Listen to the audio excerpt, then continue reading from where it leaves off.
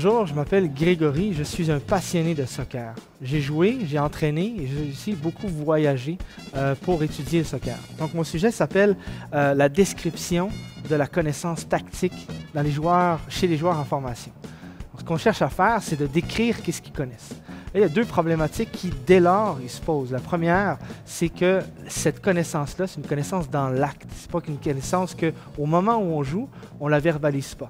Et donc, elle est très difficile d'accès. Ce qu'on va essayer de voir, c'est qu'on peut l'observer à travers le jeu. Si tu fais quelque chose qui est bien dans le jeu, on pense que tu connais le jeu, mais ce n'est pas une garantie. Donc, ce qu'on va essayer de faire, c'est la décrire, en fait. Je vais montrer la séquence aux jeunes de 14 ans et je vais lui montrer, OK, observe la séquence. Est-ce que tu te souviens de cette séquence-là? Oui. OK, à tel moment, avant de recevoir la balle, qu'est-ce qui se passe? Qu'est-ce que tu observes? Qu'est-ce que tu sens? Qu'est-ce que tu vois?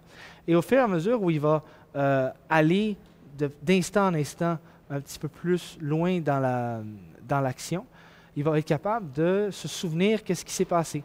Et à un moment donné, il va être capable de justifier. Ah, j'ai pris la décision de passer 3-4 joueurs ou de faire une passe à ma droite ou à ma gauche pour telle raison. À quoi ça va nous servir, cette recherche-là? C'est tout simplement de donner un autre outil à des entraîneurs, de savoir qu'est-ce que le jeune, très probablement, il sait. Donc, ça ne me donne rien en tant qu'entraîneur de demander à mon jeune de faire quelque chose qu'il probablement ne comprendra pas, qu'il n'a pas acquis, dont il ne connaît pas les fondements.